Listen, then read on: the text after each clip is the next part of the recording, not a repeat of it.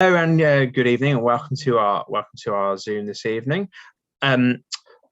This is the tech team at the NEU. Just to give a short announcement, at the bottom of your screen, you'll see a button called Closed Caption there, so that allows you to have subtitles and also to download a transcript of this call. We also have BSL interpreters providing interpretation for those who need it. We also have a team of staff, so if you have any questions, just put a message in the chat to let us know. Just to let you know, this call is being live streamed on all of our social media channels, just so you are aware of that. So without any further ado, I'm going to hand over to Dawn Taylor. Thank you. Thank you so much, and good evening and welcome to tonight's meeting to launch the Viva La Educación appeal. My name is Dawn Taylor and I'm the Vice Chair of the NEU International Committee. As has been mentioned, this meeting is being streamed onto YouTube so that colleagues in Cuba can watch it. As many of you will know, the United States blockade of Cuba means that Zoom is not available there. So I'd like to welcome everyone for watching on YouTube, especially our Cuban comrades. Tonight's meeting is to officially launch a major new appeal to raise money for essential and classroom and teaching equipment to be shipped to Cuban schools either later this year or early in 2023. Viva La Educación is a joint appeal by the National Education Union, the Cuban Solidarity Campaign, and the registered charity, the Music Fund for Cuba. We're partnered in Cuba with our great friends from Cuba's Education Union, the SNTECD. To tell us a bit about the appeal, I'd like to warmly welcome our first speaker, our NEU President, Daniel Kabedi. Thank you very much, Dawn. And I'm really pleased to be joining you all at this launch event for our Viva Education appeal to raise funds for Cuba.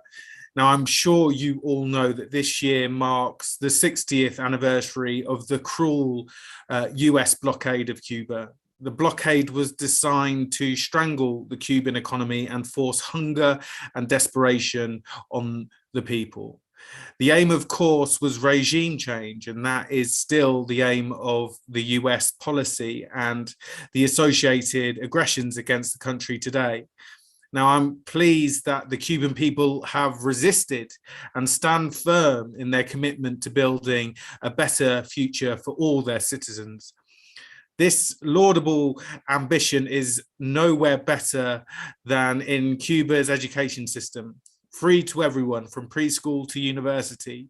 The results have been wonderful to see, and Cuba boasts great levels of education across the board.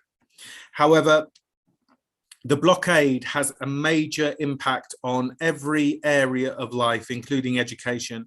And anyone who has visited Cuba, including over 100 NEU delegates who participated in delegations over the past 7 years, will have seen the shortages and limitations that the Cuban teachers and students have to overcome to fulfill their educational potential.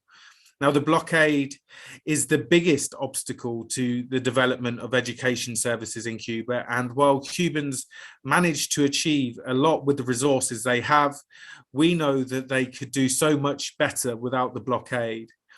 And this is why we've decided to launch our Viva Education appeal. I know Rob Miller from Cuba Solidarity Campaign will say a bit more about the appeal later.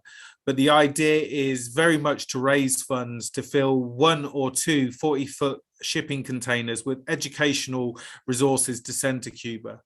Our sister union in Cuba, the SNTECD, is partnering us in this appeal, and they will work with the Ministry of Education to distribute the donations across the islands. Nierka Gonzalez, the General Secretary of the Cuban Teaching Union, is, I'm really pleased to say, joining us at this year's annual conference in April, where we can hear from her directly about the impact of the blockade. Now, like many NEU members, I have heard about these challenges firsthand from Cuban teachers' representatives when they visited in the past, and many of our members have also had the opportunity to witness them in person on delegations.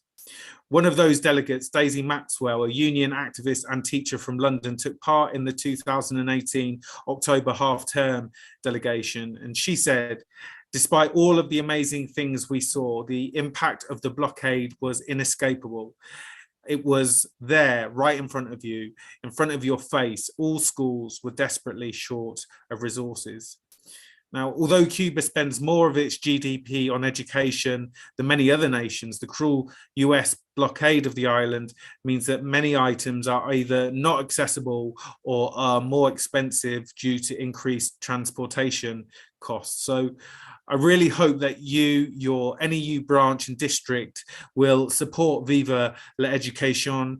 You can, of course, help by donating to the project directly, but we really hope that many of you here will get involved in the campaign and the appeal and do all that you can to spread the word and reach out to others across the union to really try and build the campaign to raise as much as we can for this wonderful cause. You can organise fundraising and awareness events. The NEU International Department and the Cuban Solidarity Campaign are happy to advise and assist with any activities you organise, and to present details of the project to NEU members at meetings. They can also support your events through the Appeal website and provide leaflets and resources. Cuba is a small country, and it is shameful that the world's largest superpower continues its aggression against the island. The blockade is particularly cruel at this time of a worldwide health pandemic.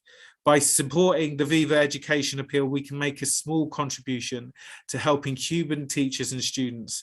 And at the same time, we can do our bit in breaking this illegal blockade. So thank you very much, Dawn. I look forward to the rest of the evening. Thank you, Daniel. As Daniel said, we're looking forward to welcoming the General Secretary of the Cuban Education Union, Eurica Gonzalez, to our national conference in Bournemouth in April this year. And we'll be able to hear directly from her about the difficulties that Cuban teachers face in the classrooms due to the blockade, and also as trade union reps across the country. As I mentioned earlier, Zoom is not available in Cuba due to the blockade. So we now have a message specially recorded for this meeting by Isora Enriquez of Farrell, who is a Cuban teacher.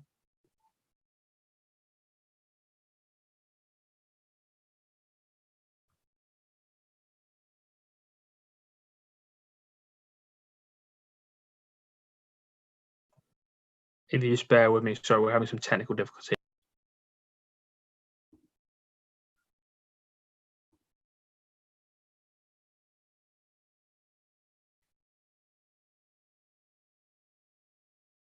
We're going to need to go to the next speaker whilst I try and fix the technical problem. No worries, thank you for sorting that out. So many of our own NEU members have seen this impact on the US blockade in Cuban schools for themselves. Shall we go to the next live speaker or to the next video? Yes, please. Yes, please. Thanks. Video. So I'm hoping we can go. We're hoping that the 2022 NEU delegation to Cuba will take place in October, half term later this year. If you're an NEU member and would like to take part, please contact the International Department. There's also a great book of reflections on the education in Cuba by previous delegates called Beyond the Blockade. And I believe a link to this should be going up in the chat now if you're interested in getting a copy, and I would recommend it. Our speaker now, our live speaker, thank goodness, is Rob Miller. Rob is a director of the Cuban Solidarity Campaign, is going to speak a little more to us about Viva La Educación and how we can get involved. Thank you and warm welcome. Thank you, Dawn. Thanks very much. And hopefully we'll get to see those videos later on in the meeting. So it's great to be here this evening in this launch of this new appeal, Viva Education. The last couple of years has been incredibly difficult for the people of Cuba. The increased sanctions from Trump and now from Biden means that the blockade is at its most serious level ever since its inception 60 years ago. And this year is the 60th anniversary of the start of that blockade, the longest blockade of any country outside of wartime. And there is, of course, also the COVID pandemic.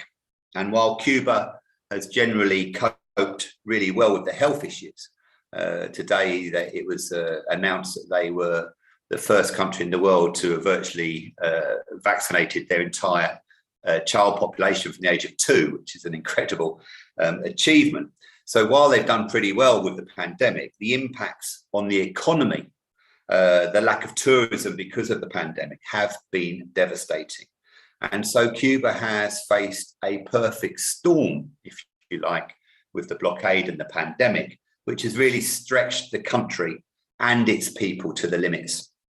And it's why, as Daniel said, it's so important for us to launch a solidarity appeal that will directly help our friends and our colleagues across the island. And while at the same time, it will enable us to highlight the cruelty of the illegal US blockade. Teachers and education itself are highly respected in Cuba. And alongside health, it is one of the prides of the island, one of the pillars of the revolution.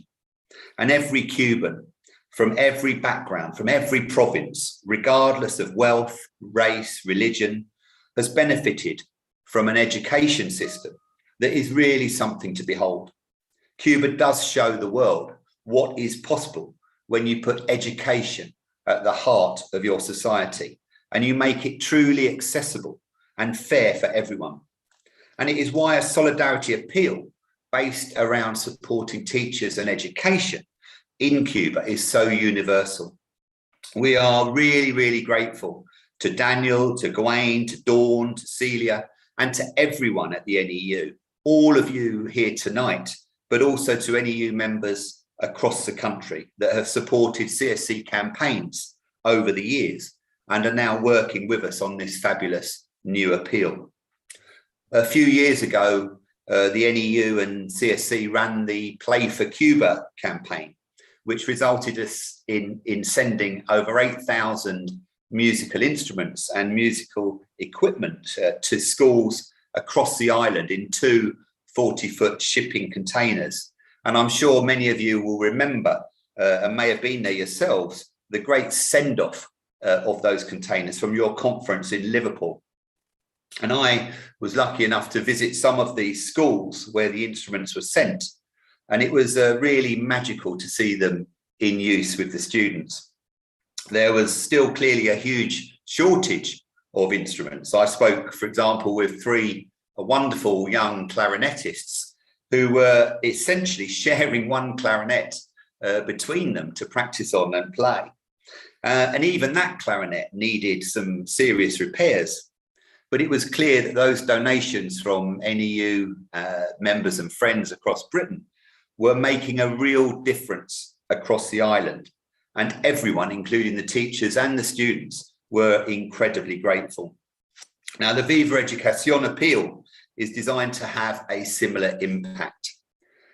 We want to send much needed school supplies for all levels of education.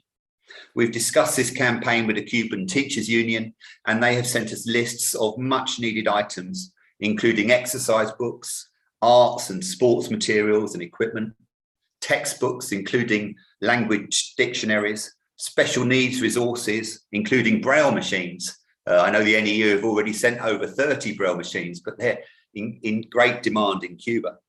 So braille machines for the blind and the visually impaired. And of course, IT equipment, including computers, hard drives, and memory sticks. All equipment that you use in schools across Britain will be useful in Cuba, but there are lists available, and we want to try and provide schools with bulk supplies of certain items to have a maximum impact. And we are also looking to support the Cuban Teachers Union itself so that they can continue to carry out their vital work, supporting their members across schools across Cuba. With the Viva Educación appeal, we really want to try to raise money, rather than collect individual items. This will mean that we can centrally purchase bulk supplies of resources and equipment that can be easily distributed across the schools. There may be some opportunities for some people to get hold of large quantities of donated or cheap, good quality or special, items or specialist items. And if that is the case, then of course get in touch and we can discuss the best options for getting those onto the containers. But we do have to take account of all the issues to do with transport and storage. So we need to discuss those bulk donations in advance. So do get in touch if you have access to resources and equipment like that. What we really need, as Daniel said, is for NEU members and districts to organise events and meetings to share and distribute information about the appeal. And in doing so, we can explain the link between the blockade and those shortages of resources in Cuba. So it is so important, we believe, that this appeal is seen as an issue of solidarity and not charity. We have leaflets, posters, lots of information available to support the appeal, and we can provide information and other resources as requested. There's a wonderful new website dedicated to the appeal, and I'm sure there will be links to that website in this meeting and in the chat. And we will be adding information and reports onto that website as we go along. The National Education Union are running a feature article in the next edition of the Teacher magazine, which of course will go to members across the country. And as has been mentioned, we have Nierka Gonzalez, the General Secretary of the SNTECD, coming over in April for the conference, for your conference, and we'll do another major appeal directly to colleagues across the union at the conference. NEU International Office and Cuba Solidarity Campaign will be really pleased to be contacted with ideas and any suggestions and queries about the appeal. And local Cuba Solidarity Campaign groups will, I know, be keen to do everything they can to work together with colleagues in the NEU and in other trade unions as well across the country.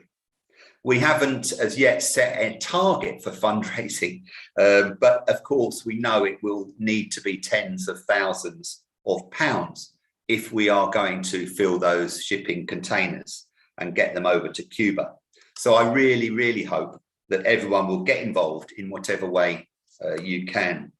You can, of course, donate money yourselves directly, but really those of you here tonight can be ambassadors for the appeal and can reach out to others through your union organisations, through your workplaces, through your family, your friends, through your schools, teachers, and through your students to raise awareness and get people on board with the appeal.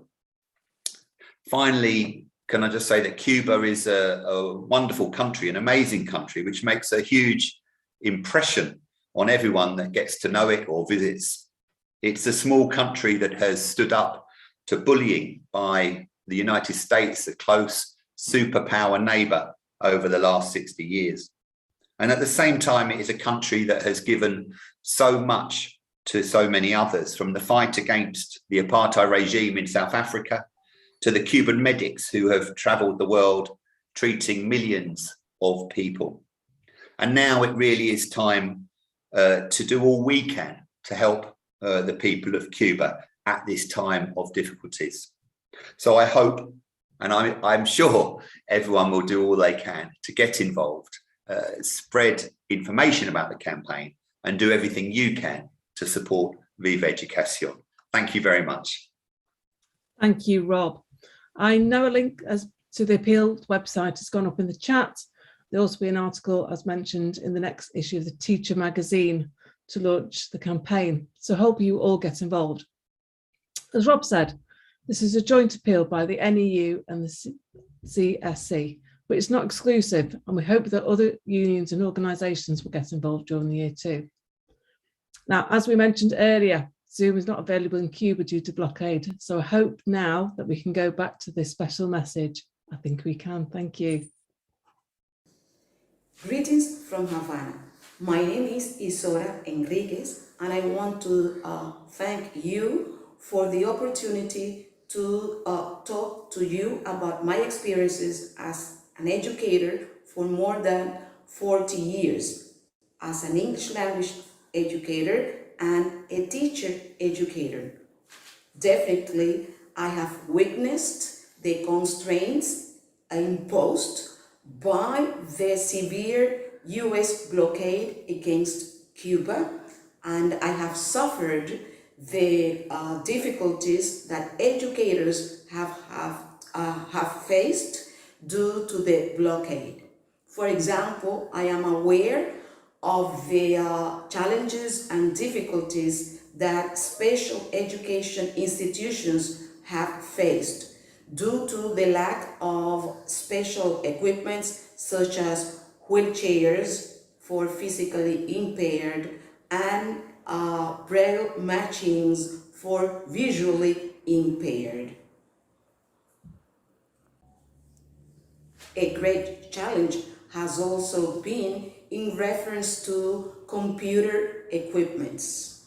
During the pandemic, we have witnessed the need of more computer equipments and also updated equipments so as to cope with the new way of teaching online and at a distance. However, Cuban education has found an alternative through television so that our teaching learning process has kept active during pandemic times using television. I want to share with you now the challenges that we have faced in my specialty, English language education. As an educator and a teacher educator, material writer, and curriculum designer for English, of course, we have faced great difficulties to find authentic materials, to find authentic texts, dialogues, audiovisuals for teaching English in our schools and also on television.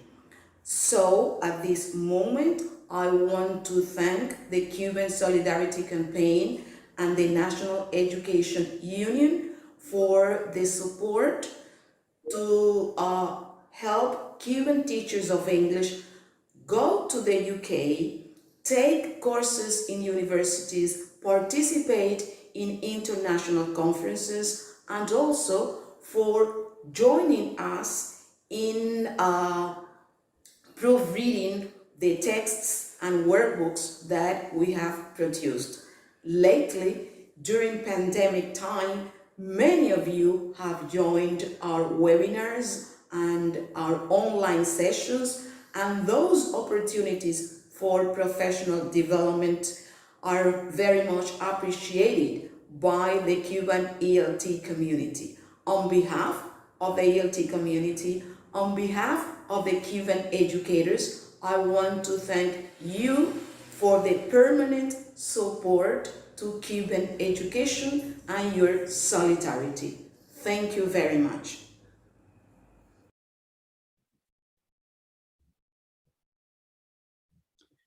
Many of our own NEU members have seen the impact of the US blockade in Cuba of schools for themselves, while taking part in the education delegations to Cuba. The NEU has organised 5 delegations since 2016, and we're now going to hear from a few of those NEU members who have taken part in the delegations about their experiences.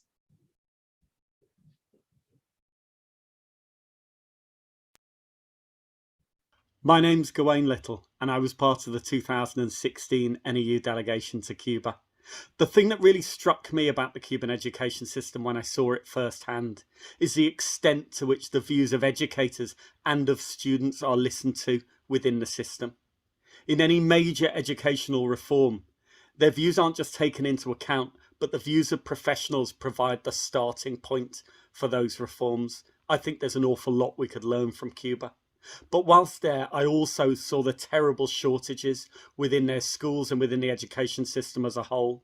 Students writing 2 lines per line in their exercise books because the blockade means they simply don't have enough to go around. I'm really proud that we're part of an initiative to support the fantastic work that Cuba does in education and to challenge the illegal blockade.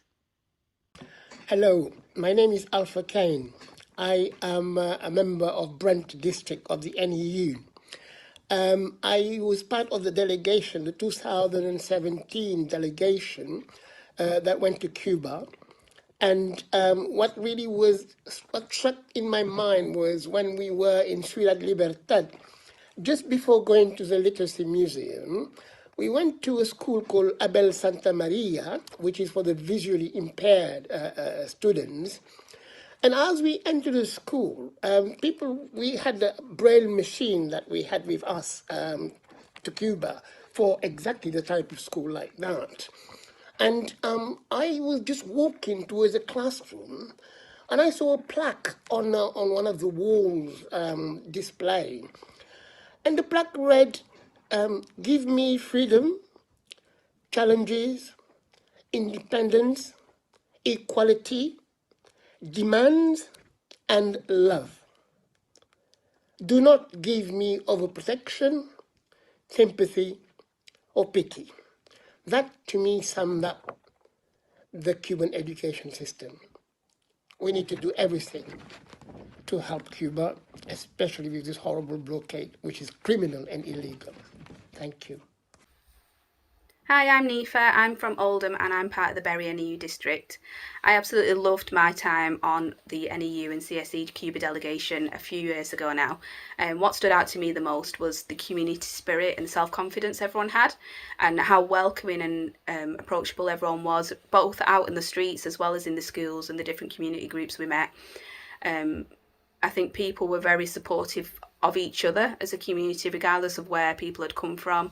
And I think it's great how people would often share what they had.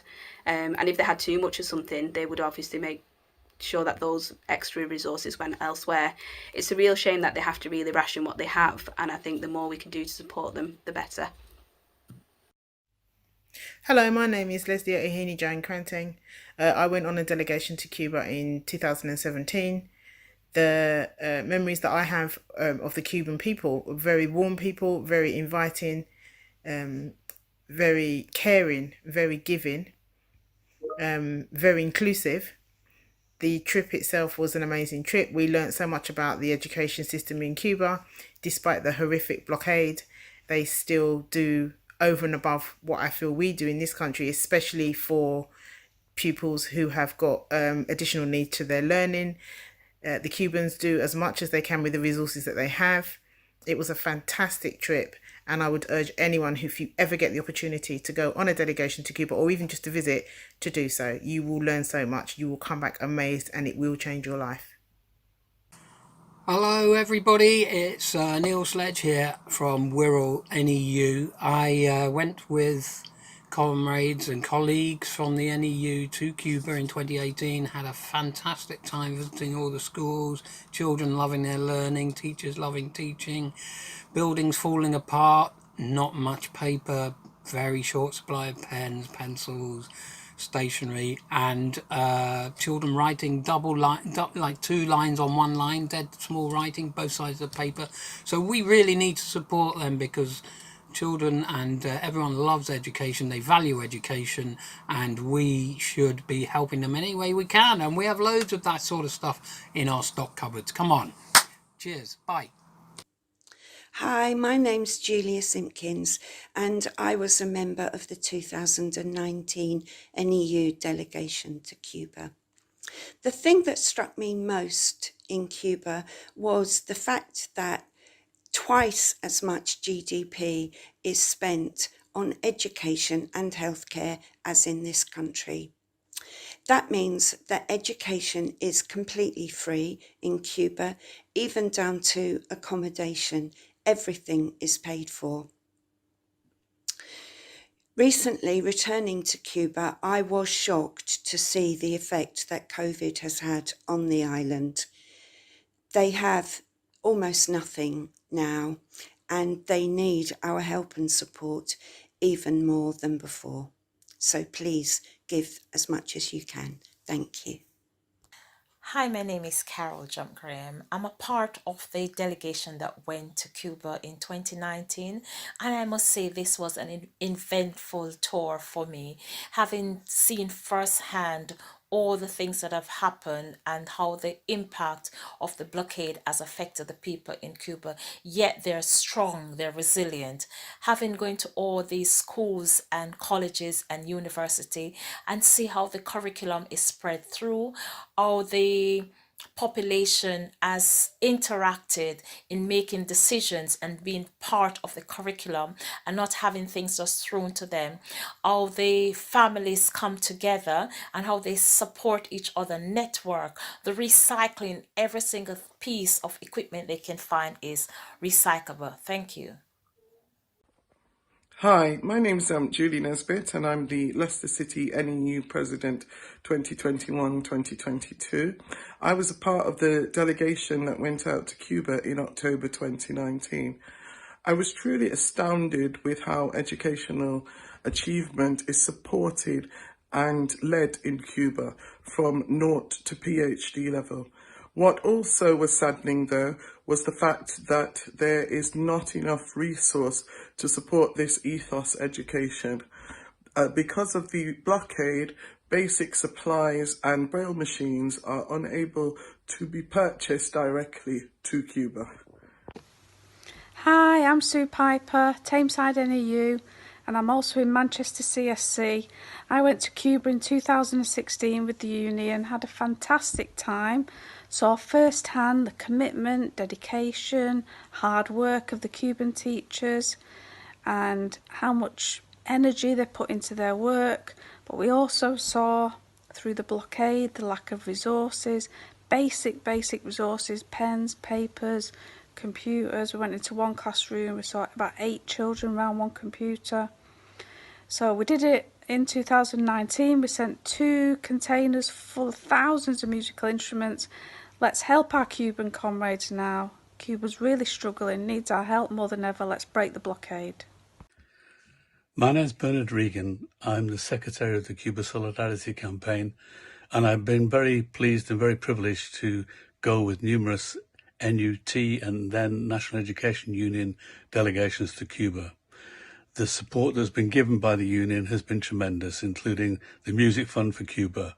I hope that Viva Education will do just as well and provide much needed aid and assistance to Cubans in this period of difficulty faced with the blockade and the impact of COVID.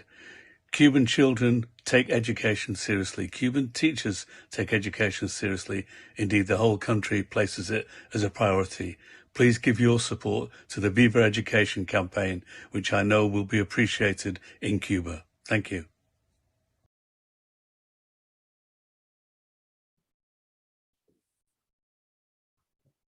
Thank you for that. And I know links to how to be part of the delegation have been posted into the chat. We've got an opportunity now to have some questions. So I'm going to post a couple of questions to you, Rob, if that's okay. Then if you've got any questions that pop into your mind, do put them in the Q&A as we go along. So first couple of questions. We're wondering about how the resources are going to be spread when you how do you decide when they're going to it? So the comment is, there's obviously different situations across the islands, Havana compared to Santiago. Will the donations be sent to all of Cuba, or will it be focused on helping Havana, Pilar del Rio, and the west of the island? And the other question is also about, somebody's got some boxes of amazing brand new dancewear donated to the Play for Cuba campaign. Would it be suitable for that campaign? Would you like to start on those questions, Rob? Yeah, brilliant. Thanks, Dawn. Yeah, brilliant question. So that's great. I mean, anyone who's been across Cuba will know that it's got an incredibly, I suppose, equal system across the country. The schools are resourced in very much the same way wherever you go. So the education system is universal, right up into sort of the mountainous areas where all schools have the same types of resources. They all have a medical person, a doctor, a union person, and so on. So Cuba is very egalitarian in that respect, to the best of their ability. There's very little difference between schools. There's only one education system. There's none of this kind of picking and choosing and moving house to get into this school or that school, or private or public or anything like that. So most schools are very, very similar. All children across the whole country follow the same curriculum, and reach very similar attainment levels wherever they're in school in any particular place. Having said that, Cuba, it is difficult for Cuba obviously to supply everything equally everywhere, but as far as we're concerned, the Cuban trade union movement and the Ministry of Education do an incredible job to make sure that all students really experience very similar levels of education wherever they are. And we have absolutely complete faith that the Cubans will do the allocation of resources, as they have done with any appeal that we've ever done, or any sort of donations that we've ever done. They will send those resources to where they are needed. And obviously that's something that we want the Cubans to decide. They run their country, they run their education service, they run their schools.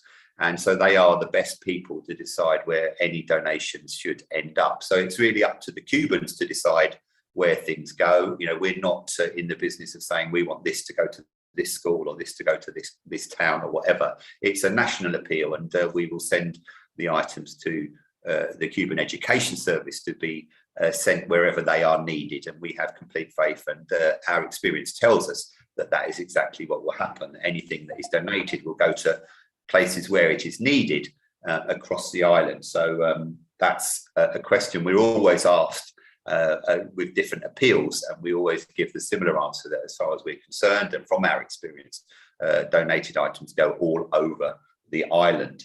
On the second point about danceware, absolutely anything that is useful in schools here, including danceware, including musical instruments, including sports equipment, arts equipment, pens, paper, technology, anything that you find in schools in the UK will be welcome in the education service in Cuba. So I know Sue has got the dance equipment and has been trying to get it over to Cuba for a while. Yes, that will be perfect to go onto these containers, and we can sort that out.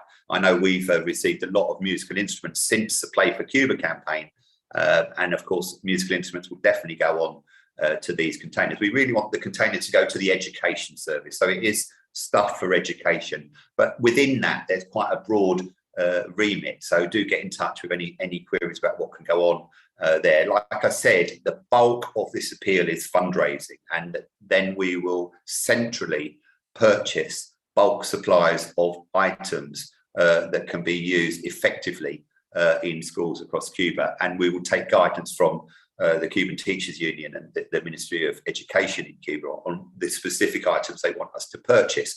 But that's by far the most effective way to help during this appeal. But where people have got items like the dance equipment, like musical instruments, like bulk supplies of something, then do get in touch, and we can look at getting those onto the containers as and when.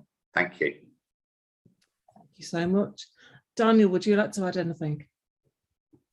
Actually, I think Rob's mentioned it all, Dawn. But just to echo what he said on the danceware, Cuba puts lots of its small resource that it has into the arts, and one thing that many delegates have commented on is the breadth of the curriculum in Cuban education. So yes, do donate that.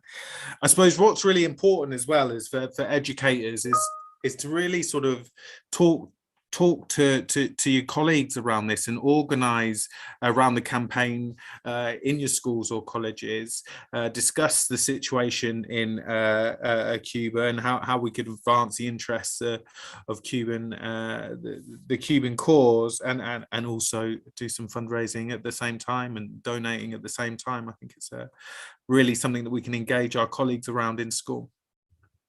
Excellent, thank you so much. There's a few more questions. I'll come to you first, Annie, after asking this little round. So there's, I think this has been partially answered, but I think we just need to clarify. Is it okay to collect donations of physical stuff as well as the money? This is about the complications of being within a union. Will there be model resolutions for us to put to our union branches or regions and trades councils available for us? they might be a bit more work. And the final question being, will there be updates to show how donated equipment and funds is being distributed and used? Oh, and just the other one I'll ask while we're in the mix, what kinds of events and activities can NEU members and branches organise? Now that's such a big open question, that, isn't it? So on the events, organise district-wide events with your district, organise them in school. Cuba Solidarity Campaign can assist with that. On model resolutions, I'm going to nominate you, Dawn, and Gwaine as chair and vice chair of International Committee to come up with something that we could perhaps get out to those who are to members. In fact, I understand that there is something being produced at the moment. What were the other questions, Dawn? Will there be, well, I think this may be a bit more easier for Rob to do, will be the updates about how to show donated equipment has been distributed and used. Yeah, shall I come in? I mean, just on the events and stuff, I mean, you've heard from 7 or 8 members of the NEU who've been to Cuba. There's nearly 100 NEU members who've been to Cuba. So if you want a speaker for an event, then you've got lots of willing volunteers who are more than happy to come and visit your branch meetings, districts, associations, and speak to you about their experiences and about their, you know, that's one of the reasons we wanted to send people to Cuba, so they can see firsthand about the reality of Cuba and come back and share that experience with others, because we have so much misinformation about Cuba. That's one of the things we have to try to break through. And so by sending people like the NEU delegates over there, they can come back and they've seen it. They've been all over, and they are the best resource really for telling people what Cuba is like, what the education service is like. Obviously, if you can bring Cubans over, that's wonderful, but that's expensive. So we have this wonderful resource. So please do get in touch with the International with Cuba Solidarity Campaign. And you've got those people who are more than willing to come and speak.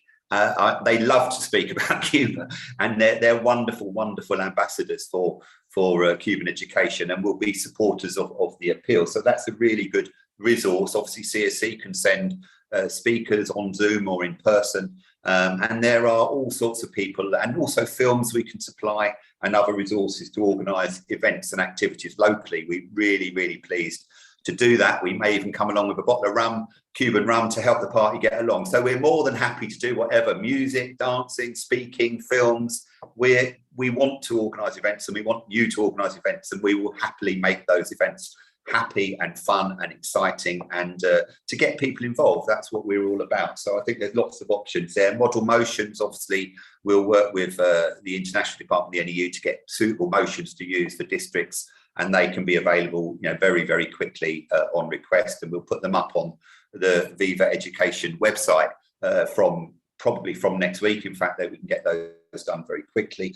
In terms of just going back to the physical stuff versus money, we would prefer money, because then we can buy stuff centrally, which is far more efficient. Those of you involved in the Play for Cuba appeal, I remember visiting, well, Leicester NEU, for example, and their entire union office was full up with drums and clarinets and pianos. They could hardly operate because they had so much stuff, and it was sort of taking over their office. They didn't really have storage space. And, you know, we don't really want that same situation this time round, except in certain circumstances. So by getting physical stuff, you've got to store it, then we've got to transport it. And if we can buy stuff centrally, we can buy stuff in bulk and put it straight onto the containers, which is obviously a lot more straightforward. But we're not opposed to getting bulk supplies, but we do need to discuss it and work out the best way of getting that onto the containers. Finally, on the updates, yes, we really want to, obviously, we'll keep adding news stories as we go along about people putting on events and socials and fundraisers and donations. And then once the items are there, as we did with the Play for Cuba appeal, we will presume the NEU delegations that will go over there will visit some of the schools where the items have been donated, and we'll be able to get photos and films, and we will get photos and films from Cuba showing the items being distributed and showing where it's all being used. So yes, of course, we will do all we can to give regular updates on both the donation side into the appeal and the donations that end up in Cuba and how they are being used, so that everybody is updated all the way along. So people are completely in touch with how the appeal and its outcomes are progressing. Brilliant, thank you so much. So there's a couple more questions. So again, a bit of a mixed bag. What just maybe helpful for everybody if you just sort of recap the deadlines. So when do we need to be getting things to you, when you're anticipating that? I know you said they may be going either later this year or early 2023. Maybe helpful for people to understand our timelines to get things together. There's also about, I think there's a question for you, Rob, really, about what do you think the appeal is about for both the NEU members and our colleagues and comrades in the Teachers Union? So I didn't really get the second question. Could you say it again? Yeah, it's quite a bit of a tricky question. What do you think the event about and the appeal about for the Teachers Union? So how are we sort of moving our relationship forward by having this campaign? With the Cuban Teachers Union, yes. Do you think? Yeah, definitely. I mean, we started the appeal by contacting the Cuban Teachers Union and discussing with them whether they wanted us to run an appeal, and if we did run an appeal, what sort of items they would want. So it's very much in league with the SNTECD, and they're fully supportive of the appeal.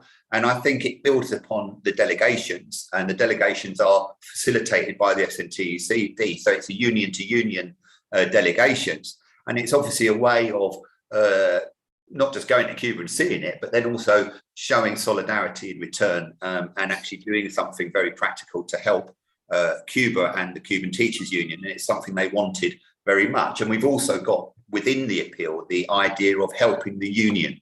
So it's the union itself, has its own offices in the 19 provinces of Cuba, and they also suffer from the same shortages. They need equipment for their offices, for their work. So there'll be that element of the appeal as well. So some of the funds will be used to purchase very specific items for the Cuban Teachers Union. And of course, when delegations go backwards and forwards, the relationship is enhanced by solidarity, not just visits. It's solidarity, it's practical, and it's very concrete activity in terms of helping. So it would definitely help that relationship and that understanding between the two unions. And that's very much what we want to do. In terms of deadlines, there's not a final deadline. When we did the Play for Cuba appeal, we wanted it very much to be sent off from the conference in Liverpool, because that was an opportunity for us to really showcase the results of the Play for Cuba appeal. With this appeal, and because of COVID, which has complicated things somewhat, there have been ideas about possibly trying to get the containers sent off from the TUC itself, but obviously that will take some negotiations.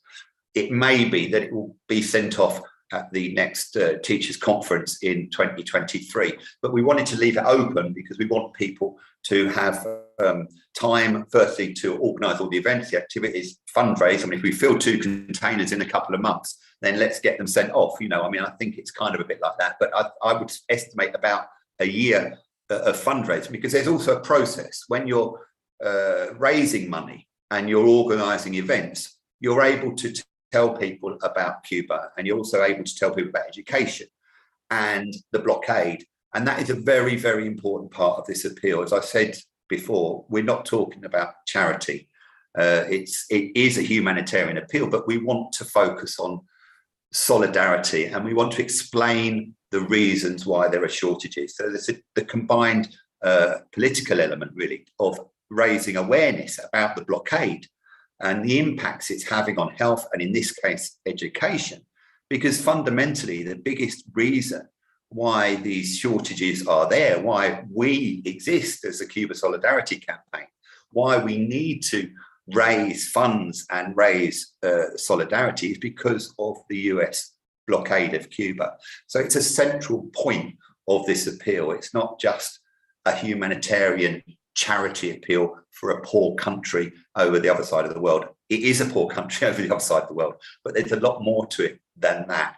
And we are in the business of explaining why Cuba needs solidarity, not just a question of charity. It's not just the West giving to the South. It's about an engagement, a sharing, and understanding. Cuba has a lot to give in terms of education, in terms of their understanding, their experience, their skills. We can learn an awful lot from Cuba, and I'm sure many of the NEU delegates will tell you exactly that. And you've heard some of those words to do with inclusivity, women and so on, running education in Cuba. We can learn a lot from the pedagogy used in Cuba itself. It's not one-way traffic. We need to make sure it's a partnership. At this moment in time, Cuba needs material support, and that's a crucial moment at this time. We hope, in the future they won't need material support. They'll need exchange and sharing and understanding and cooperation. But at this moment in time, Cuba very much does need physical material support because of that perfect storm of blockade and COVID. But we must keep telling people about the blockade. We can't ignore that. We have to keep that at the top of the agenda, because that is the biggest pandemic, really, if you like, that is impacting on the lives of the Cuban people, the illegal US blockade of Cuba. And so the appeal is a way to engage people. So by running it for a year, 8 months, 9 months, a year, it gives us those opportunities to reach out to people across the union, but in wider society, across other unions, to explain the reality of the situation that Cuba finds itself in. And that's just as important, really, part of the appeal as the fundraising itself. The two things go very much hand in hand. Thank you for that answer. And I think it is very much about utilising the people who have been, as you mentioned, isn't it, calling on us to organise the delegations to come to you and speak to you about what's going on. Daniel, I think you want to come in on that point. So in terms of, say that again, sorry, Dawn, I did miss you. I think you want to come on the point about sort of what this is going to do for the unions and our relationship. So yeah, in terms of, I noticed a question from Alpha around, can we be confident this sort of solidarity and initiative will continue into the future? And I did want to pick up on that, because I'm really proud of our union's work in terms of international solidarity, anti-war, everything that we've done internationally, whether it's, supporting the Rohingya in Myanmar, standing in solidarity with the people of Afghanistan, opposing military interventions in Syria, standing in solidarity with Palestine, and of course the work we do with Cuba Solidarity. But in terms of, can we be confident that these things will remain long into the future? Well, they'll remain as long as there are ordinary members interested in organising around these key issues. So the real message is to build this campaign, to build this initiative, to build it at the base in your classrooms, in your schools, in your colleges, and in your districts. And let's make sure that our union continues to remain this union stood solidly in the middle of the international solidarity movement. Thank you. I think, just looking at time, we've got time for one more question. On your travels to Cuba, are you aware of other donations of this size being sent from other international countries and unions? And that's again to you, Rob. Hi. Yeah, I mean, people are, there's equivalent organisations to Cuba Solidarity Campaign in every country of the world, and loads of trade unions across the globe are involved in solidarity with Cuba. I mean, I'm very proud of the work we do with the British trade unions, and the British trade union movement has been incredible in its solidarity with Cuba, and it does stand proudly as one of those movements that really has shown a wonderful and deep level of solidarity with the people of Cuba, not just in terms of material aid giving, but in terms of campaigning, against the blockade, in support of British-Cuban relations, for the freedom of the Miami Five, who many of you will know about that campaign. So the British trade union and the NEU exemplifies that, has been absolutely incredible, because Cuba's a tiny island, miles away. It's not got massive connections to Britain, but there's a resonance of some of its achievements, certainly in terms of social care, health, education, the arts, just the generosity of the people and the culture.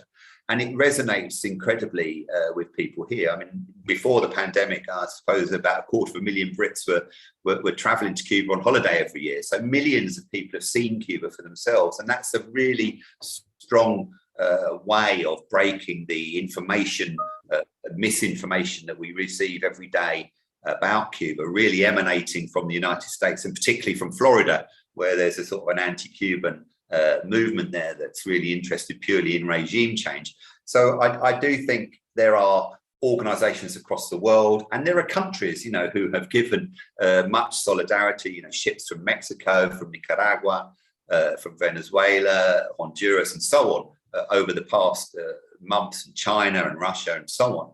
But Cuba is, you know, the aims of the blockade and the aims of those who want to force regime change is very much to isolate Cuba. And they do that in an international way, as they have done, as we've seen over history in countries where they have opposed the governments, or they would like to force regime change. They start by misinformation and isolation, and then eventually, if they can get away with it, on some in many cases, they've resorted to some sort of military intervention. And Cuba has had that. You know, Cuba was invaded, remember, with the Bay of Pigs invasion, with a military incursion emanating from the United States. So it's not something that Cuba hasn't had to face. And, you know, who knows what might happen in the future. But that's why solidarity in the form of these types of appeal are so crucial, because it shows that there is a different alternative, that there is an alternative of friendship and sharing and exchange and solidarity, and that people at our level, from person to person, from union to union, from community organisation to community organisation, we want a world where we can share and we can work together and we can cooperate across thousands of miles, from north to south, from east to west, from rich to poor, and from poor to rich. So that's the world that we want to support. So international donations and campaigns like this are incredibly important, whether they come from Belgium, Africa, Asia, or Panama, or wherever in the world. And we are doing our bit through these sorts of appeals in showing that solidarity. So that's why it's so vitally important, but also so wonderful to see when people here are able to get involved in campaigns like this to help people on the other side of the world, people they've never met. There's no self-interest in doing it, other than knowing that there is a better approach to person-to-person relations, international relations, than to some of the sort of relations that we are being forced to swallow from some of our governments around the Western world. So it's a wonderful thing, and we're joining appeals for syringes, appeals for education material, health materials from around the world. It's going on across the place, but I think we are very proud of the work done in this country, and all the trade unions in particular. Thank you. We do have one question I think we do need to address. In Cuba, there's been demonstrations against the food shortages, and those people could face up to 30 years in prison. Do you think it's a delicate balancing act between the supporting education and human rights? Do you want me to come, Dawn? Please, Rob, yes.